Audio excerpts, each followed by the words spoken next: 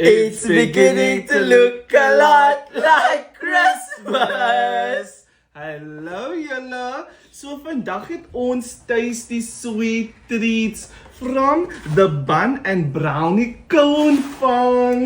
Julle, dit lyk so delicious. Ek kan nie wag om die tasties met julle te deel nie. Maar as jy nog wonder wat om vir jou kollega, jou vriend, jou familielid te kry vir die festive season, the Bun Brownie Co. Ek sal sommer hulle besonderhede in die caption los. Soos julle kan sien, is die packaging perfect for gifting. So ons gaan die Gourmet Brownies geoopmaak en proe. Kom ons proe, julle ons gaan dit saam oopmaak. Ons het dit nou nog nie gesien nie. Ons doen dit op die camera. Wag neer. Daar's sy. Wow! Oh my goodness, that looks delish. The Bun Brownie Co, julle. Gaan ons deel. Moet ek my eie eet? Nee, kom Ek wil my eie eet. Wow. Julle, hulle maak verskillende koekgoed, nee. Wag, kom. Wow. Ja, kom ons proe. Ja. Jammer.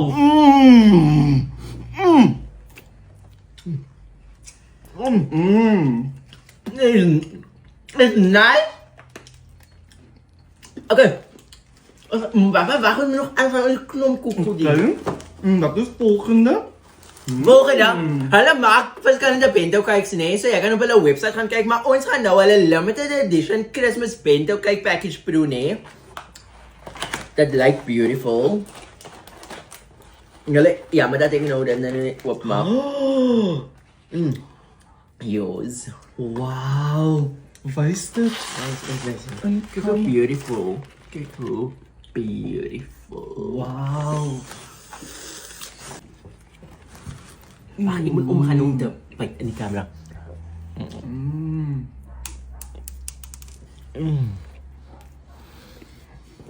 Julle weet nie wat julle uitmis nie. De beste festive geschenken. De Bun Brownie Co. Ek sal julle besonderhede in die caption maak. Contact met julle, waarvoor wag jy? Fantasties, delicious, beautiful, amazing. Cheers.